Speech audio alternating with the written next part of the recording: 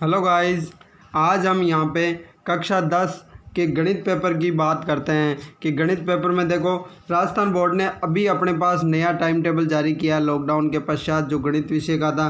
तो उसकी परीक्षा डिसाइड की है कि अपनी परीक्षा 30 जून को होगी। और स्टूडेंट गणित का पेपर हमें पता है कि 80 अंक का होता है और 80 अंक में 4 पार्ट होते हैं A, B, C और D। तो आज स्टूडेंट्स मैं सेक्शन ए की बात करता हूँ। जो अपने सेक्शन ए होता है पेपर के अंदर, जिसमें कितने अंक का होता है वो क्या सर जी 10 अंक का होता है। प्रश्न संख्या भी कितनी होती है उसमें क्या 10 प्रश्न होती है। 1 से लेकर 10 तक के जो प्रश्न होते हैं वो सेक्शन ए में आते हैं। तो एक एक नंबर के प्रश्न होते हैं जिनके अपने को 1 या 2 लाइन में या ज़्यादा से ज़्यादा 3 लाइन में आंसर देना होता है। तो ये ध्यान रखें स्टूडेंट्स। तो आज हम सेक्शन 1 के बारे में बात करते हैं। एक बात मैं कहना चाहूँगा स्टूडेंट्स कि जो इस चैनल पे अपने चैनल पे जो नए व्यूवर्स हैं वो एक बार चैनल को सब्सक्राइब कर लें, जिससे कि हम 30 जून तक लगभग 20 या 25 प्रश्न पत्रों का अभ्यास कर लेंगे, जिससे कि अपनी वापस लेंथ बन जाएगी, अच्छी खासी स्पीड हो जाएगी, जिससे बोर्ड में अच्छी परफॉर्मेंस कर सकें। तो स्टूडेंट्स में जो भी नए व्यूवर्स हैं, जो नए स्टूडेंट्स अपने चैनल पे देख रहे हैं, वो एक बार सब्सक्राइब कर लें, जिससे कि जैसे ही आपके पास डेली का एक 10th क्लास का वीडियो आएगा तो उसको वो देखने को मिल जाए और उससे अपनी पास कुछ इम्प्रूव हो सके अपने मैथ की सब्जेक्ट के अंदर। तो स्टूडेंट्स आज हम बात करते हैं ए सेक्शन में जो 10 प्रश्न होते हैं वो किस प्रकार के पूछे जाते हैं और उनके आंसर किस प्रकार लिखे जाते हैं। तो देखो पहला प्रश्न आपकी स्क्रीन पर है कि संख्या x तथा उसके व्युत्क्रम का योग 5/2 है, इसे बीजीय समीकरण में के रूप में लिखिए। ठीक है स्टूडेंट्स, एक बार प्रश्न और पढ़े। देखो मैं एक बात कहना दे देता हूँ कि बोर्ड के अंदर अपने को प्रश्न आराम से पढ़ने हैं, कोई जल्दबाजी नहीं करनी है। तो जितना आराम से पढ़ेंगे और एग्जैक्ट आंसर होता है, क्योंकि छोटा सा प्रश्न होता है, जल्दबाजी के अंदर हम कई बार गलत कर देते हैं। तो देखो प्रश्न वापस देखते हैं। संख्या x तथा उसके व्युत्क्रम यानी इन्वर्स का योग 5/2 है, इसे बीजीय समीकरण के रूप में लिखिए। तो स्टूडेंट्स देखो मैं इसका आंसर लिखता हूँ। पहले प्रश्न का आंसर, कोई संख्या अपने को x दे रखी है, उसका इन्वर्स क्या हो जाएगा 1/x। तो ये इन्वर्स और इनका दोनों का योग कितना दे रखा है 5/2 दे रखा है। तो स्टूडेंट्स इस प्रश्न का आंसर क्या हो गया x + 1/x बराबर 5/2 हो गया। तो यानी ये समीकरण हो गई अपने पास बीजीय समीकरण एल्जेब्रिक। तो इस समीकरण के आधार पे इसका हल हो गया। दूसरा प्रश्न देखो स्टूडेंट्स आपकी स्क्रीन पे है। दूसरा प्रश्न क्या है कि बोधायन प्रमेय का कथन कीजिए। बोधायन प्रमेय, देखो बोधायन प्रमेय, तो बोधायन प्रमेय को कई किताबों में पाइथागोरस प्रमेय के नाम से भी लिखा हुआ है। तो देखो बोर्ड पाइथागोरस भी नाम दे सकता है, बोधायन नाम भी दे सकता है, दोनों याद रखने होते हैं। तो हम इसका आंसर किस प्रकार लिखते हैं। तो देखो प्रश्न देखो एक बार, प्रश्न क्या कह रहा है कि बोधायन प्रमेय का कथन लिखिए। तो देखो इसका कथन लिखते हैं, इसका आंसर लिखते हैं।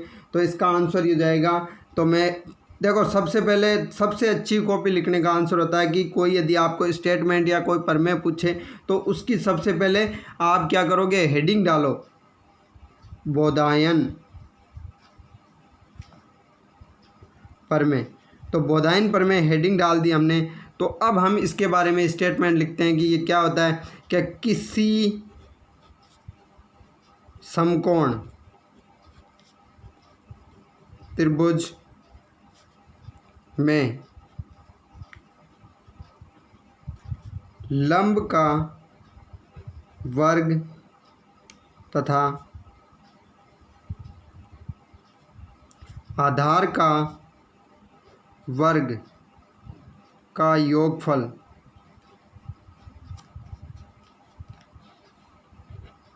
कर्ण के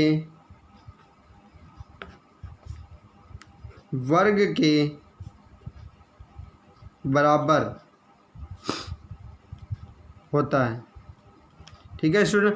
अब देखो मैंने यहाँ पे हल्की सी गलती की तो अपन बोर्ड परीक्षा में इस पर काट देंगे। कई स्टूडेंट क्या करते हैं उसको बड़ा करके उसको घोट के काटते हैं तो वो गलत हो जाता है, एग्जामिनर से अपनी कॉपी सही चेक नहीं करता।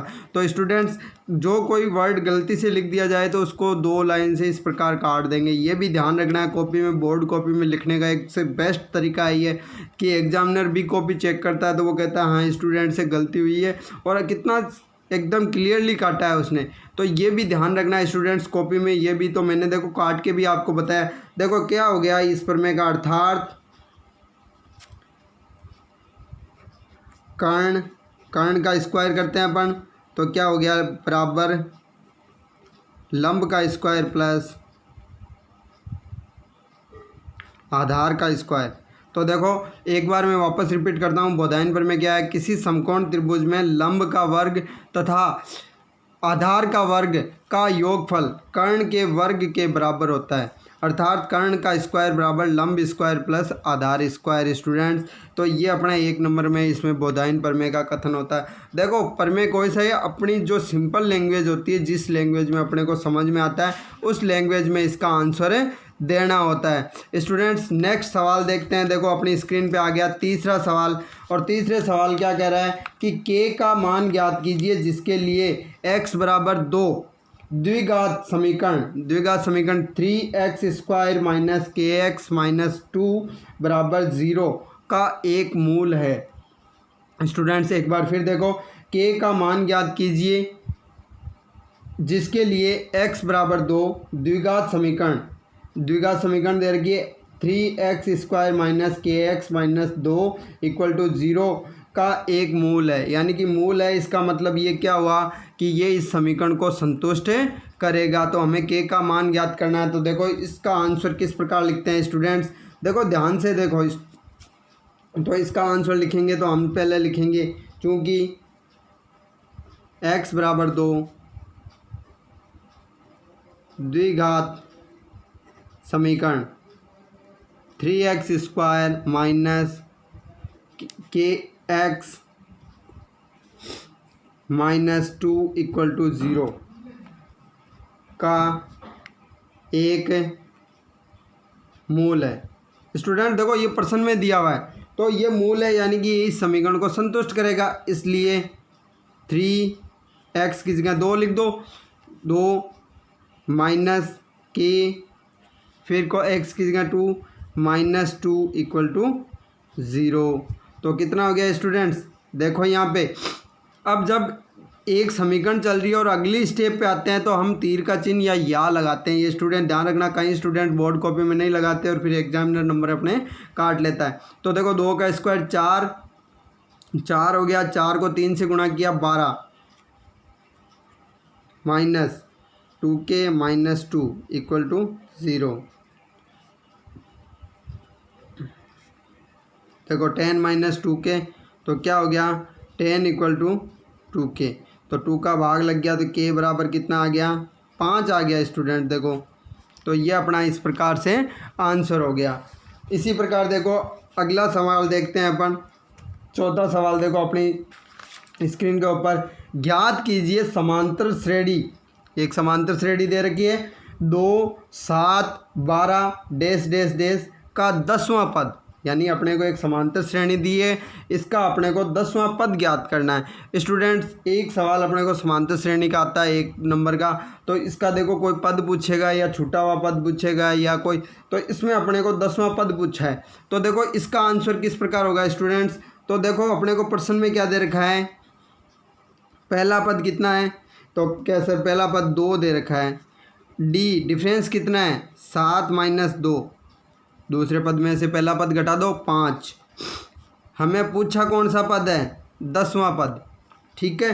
तो nवें पद का, इसलिए nवें पद का फॉर्मूला क्या होता है, कोई सा भी पद के पहला पद a n minus 1 into D, तो हमें चाहिए 10वां पद, तो 2 n का मान कितना है स्टूडेंट्स 10 माइनस 1 इंटू 5, तो कितना हो गया 2 प्लस 9 इंटू 5, 9 पंजे स्टूडेंट कितना हो गया 9 पंजे 45, 45 से 2 47, यानी कि इस समांतर श्रेणी का 10वां पद कौन सा हुआ? 47वां हो गया। स्टूडेंट्स, इस प्रकार से नेक्स्ट सवाल देखो, 5वां सवाल देखते हैं क्या दे रखा है अपनी स्क्रीन पे। देखो 5वां सवाल दे रखा है अपने को कि यदि एक मीनार की परछाई की लंबाई मीनार की ऊंचाई के बराबर है तो सूर्य का उन्नयन कोण कितना होगा, या ज्ञात कीजिए। तो देखो ज्ञात करते हैं। तो सबसे पहले देखो अपन इस प्रश्न को समझ लेते हैं कि किस प्रकार अपने को ये प्रश्न दिया गया है या पूछा गया है। तो सबसे पहले देखो इसमें एक मीनार बता रहा है और उसकी एक परछाई है। स्टूडेंट, इसमें ध्यान रखना, कन्फ्यूजन हो जाता है। तो देखो मीनार की ऊंचाई मैं मान लेता हूँ कितनी है, h। तो जितनी मीनार की ऊंचाई है उतनी ही अपने उसकी परछाई है। तो देखो अपने को ये एंगल उन्नयन कोण निकालना है। तो मैं लिखता हूँ माना मीनार की ऊंचाई कितनी हो गई, h, तथा सूर्य का उन्नयन कोण, तो सूर्य का उन्नयन कोण ले लेते हैं थीटा। तो प्रश्नानुसार देखो प्रश्न क्या कह रहा है कि मीनार की जो परछाई है, छाया है, वो भी इसके बराबर है। तो प्रश्नानुसार मीनार की परछाई कितनी है, h। इसलिए देखो लाल बट्टा कक्का से करते हैं टेन थीटा। टेन थीटा होता है लंब बट्टा आधार, तो h बट्टा h। तो अपने पास क्या हो गया, टेन थीटा बराबर h से h कट गया तो क्या आ गया 1। और 1 किस में होता है स्टूडेंट्स, मान इसमें कैसा टेन 45 डिग्री का होता है। तो इसका मतलब सूर्य का उन्नयन कोण कितना आ गया, 45 डिग्री आ गया। ये अपने इस प्रश्न का आंसर हो गया। देखो नेक्स्ट प्रश्न देखो स्टूडेंट्स, अगला प्रश्न दे रखा है छठा अपनी स्क्रीन पे। देखो क्या दे रखा है, एक घड़ी में सेकंड की सुई के सिरे का बिंदुपथ लिखिए। स्टूडेंट देखो घड़ी की सुई कोई सी भी हो वो कैसे घूमेगी, वो आपके पास सेकंड की हो चाहे मिनट की हो, चाहे देखो ये प्रश्न किसी का भी पूछा जा सकता है। तो हमें पता है घड़ी की सुई ऐसे घूमती रहती है। तो घड़ी की सुई ऐसे घूमेगी तो देखो उसकी नोक का बिंदुपथ क्या होगा। अब यदि देखो नोक पे अपन कोई पेन रख दो और आप घुमाओ इसको तो ये क्या बन जाएगा, ये बन जाएगा वृत्त। तो प्रश्न छठे का आंसर क्या हो जाएगा, 6th क्वेश्चन का आंसर हो जाएगा कि सेकंड की जो सुई है उसका बिंदुपथ क्या हो जाएगा, एक वृत्त हो जाएगा। क्या हो जाएगा स्टूडेंट्स, एक वृत्त हो जाएगा। इसी प्रकार नेक्स्ट देखो अगला दे रखा अपने को कि अपने को देखो स्क्रीन पे देखो 7वां प्रश्न है कि बंटन x, 2x प्लस 1 तथा 2 का मध्य 7 हो तो x क्या होगा। स्टूडेंट देखो एक बार देखो बंटन x, 2x प्लस 1 तथा 2 का मध्य 7 है तो x का मान क्या होगा। तो हमें पता है समांतर माध्य के सूत्र से, समांतर माध्य क्या होता है, x बार होता है। क्या फॉर्मूला होता है, समेशन ऑफ x बटा n। तो देखो कितना दे रखा है x बार, क्या सर 7 दे रखा है। तो देखो x plus 2x plus 1 plus 2, ये तो अपने को संख्याएं दी है कितनी है, 1 2 3 और 4 संख्याएं दे रखी है। तो ये लो हमने 4 कर दी। तो देखो यहाँ से क्या हो जाएगा, 4 को cross multiply 28, x 2x 3x plus 5x plus 1 और 2 3। तो देखो यहाँ पे स्टूडेंट 3 को इधर कर देंगे तो कितने 25, तो 25 5x। तो x का मान कितना हो जाएगा स्टूडेंट्स, क्या सर 25 बट्टा 5। तो x का मान आ गया 5 आ गया अपने पास। देखो स्टूडेंट्स इस प्रकार किसी भी स्टूडेंट को तकलीफ़ नहीं होनी चाहिए मेरे अनुसार। और मैं गारंटी देता हूँ स्टूडेंट्स हम लगभग 20 या 25 पेपर कर लेंगे 30 जून तक, और मैं गारंटी लेता हूँ उनमें से अपने को लगभग पेपर बोर्ड में आ जाएगा। तो तो कोई भी स्टूडेंट देखो रोज़ अपन वीडियो देखो और कुछ ना कुछ इन प्रश्नों को आप एक कॉपी में लिख सकते हो। नेक्स्ट प्रश्न देखते हैं, देखो अपनी स्क्रीन पे देखो क्वेश्चन संख्या 8। क्वेश्चन संख्या 8 क्या है, जब कोई सिक्का उछाला जाए तब केवल सिक्के पर शीर्ष आने पर, शीर्ष का मतलब सिक्के में देखो हेड और टेल होते हैं, तो शीर्ष हो गया हेड, हेड आने पर के मामले में एक पासा लुढ़काया जाए तो परिणामों की संख्या कितनी होगी। तो स्टूडेंट देखो अनुकूल स्थितियाँ कितनी होती है, प्रायिकता की बात आ रही है, एक सवाल हमारे प्रायिकता का आएगा। तो अनुकूल स्थितियाँ,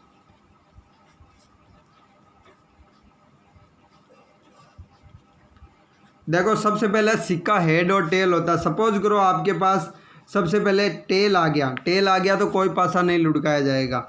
यदि हेड आ गया तो पासा लुढ़काया और आपके पास 1 आ गया, फिर आपके पास वापस लुढ़काया तो हेड आ गया और तो इस बार पासा 2 आ सकता है। तो इसी प्रकार लुढ़काते जाएंगे, जब तक हेड आएगा तब तक हम पासा लुढ़काएंगे और पासे पे हमें पता है कितने अनुकूल मान होते हैं, क्या सर 6। और जिस टाइम अपने पास टेल आ जाएगा उस समय पासा नहीं लुढ़काएंगे। तो टोटल स्थितियाँ कितनी हो गई, तो हम लिख सकते हैं कुल परिणाम 1 2 3 4 5 6 7, तो कुल परिणाम कितने हो जाएंगे, 7 हो जाएंगे। स्टूडेंट देखो ऐसे सवाल बहुत पेचीदा है, तो एक बार फिर देख लो कि आपको कह रहा है जब कोई एक सिक्का उछाला जाए तब केवल सिक्के पर शीर्ष आने पर यानी हेड आने पर आने के मामले में एक पासा लुढ़काया जाए तो परिणामों की संख्या क्या होगी।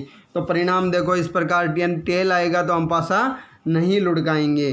तो अनुकूल स्थितियाँ अपने पास ये होती है स्टूडेंट्स, H1 H2 H3 यानी हेड आने पे पासा 6 बार लुढ़काया जा सकता है, 6 परिणाम होते हैं। तो कुल परिणाम कितने हो गए, 7 हो गए।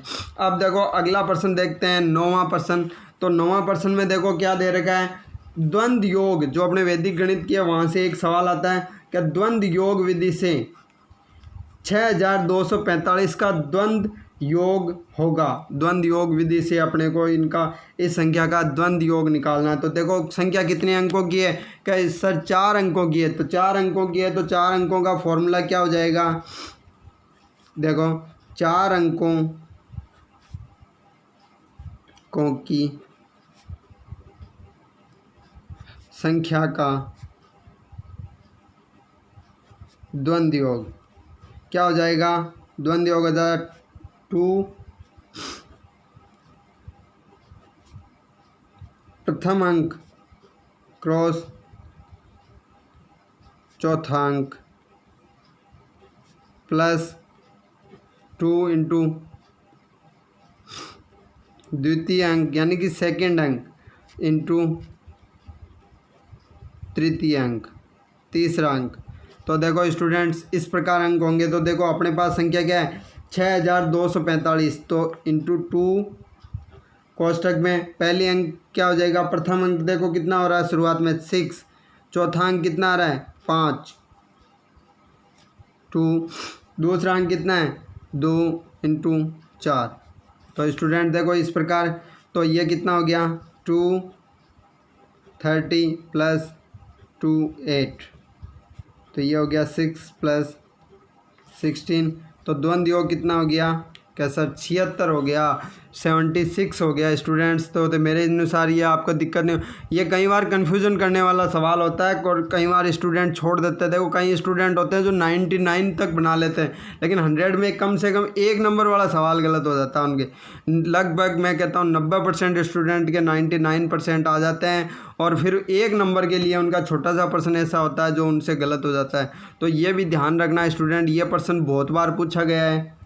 फिर देखो अगला लास्ट प्रश्न आज का 10वां प्रश्न करते हैं, ए सेक्शन का अपना 10वां प्रश्न लास्ट प्रश्न होता है। तो एक अपने को यातायात ट्रैफिक से जो होता है उससे रिलेटेड एक सवाल देते हैं, 4 नंबर के सवाल आते हैं स्टूडेंट। तो 1 नंबर का सवाल अपने को यातायात से संबंधित देंगे। तो देखो 10वां प्रश्न अपने स्क्रीन पे है, रोक दृष्टि दूरी का समीकरण लिखिए। वापस पढ़ लीजिए, रोक दृष्टि दूरी का समीकरण लिखिए, यानी रुकने की दूरी क्या होगी उसका समीकरण लिखना है। रोक का मतलब रुकना। तो स्टूडेंट देखो इसका आंसर क्या हो जाएगा, क्या रुकने की दूरी बराबर प्रतिक्रिया दूरी प्लस अवरोध दूरी। स्टूडेंट मेरे हिसाब से किसी को दिक्कत नहीं होनी चाहिए। ये फॉर्मूला याद रखना, बहुत बार परीक्षा में पूछा जाता है कि रोक दृष्टि दूरी का समीकरण लिखिए, तो रुकने की दूरी होती है उसका समीकरण हो जाता है प्रतिक्रिया दूरी प्लस अवरोध दूरी। स्टूडेंट्स मेरे अनुसार आपको ये 10% अच्छे लगे होंगे। इनके आंसर देखो कितने हैं। किसी स्टूडेंट को कोई दिक्कत हो तो कमेंट बॉक्स में जाके कमेंट कीजिए, लाइक कीजिए, शेयर कीजिए, और जो जो अपने क्लासमेट हैं उनको ये वीडियो शेयर कीजिए जिनसे उनका भी फ़ायदा हो। लॉकडाउन के बाद वो भी परीक्षा की पटरी पे आ जाएं। और मैं एक बार फिर कहना चाहता हूं कि जो इस चैनल पे नए व्यूवर्स हैं वो एक बार चैनल को सब्सक्राइब कर लीजिए, जिससे कि परीक्षा तक कम से कम 20 या 25 प्रश्न पत्र कराऊँगा मैं 10th क्लास के, जिनसे आपको बोर्ड परीक्षा में गारंटी लेता हूँ 80% से ज़्यादा सवाल वहाँ पे आपको हूबहू देखने को मिलेंगे। ठीक है स्टूडेंट्स, आज के लिए इतना ही करते हैं। नेक्स्ट वीडियो में हम लगभग पेपर करने की कोशिश करेंगे और बोर्ड पे भी एक्सरसाइज कराएंगे। तो आप चैनल सब्सक्राइब कीजिए जिससे आपको नए वीडियो मिले। Thank you.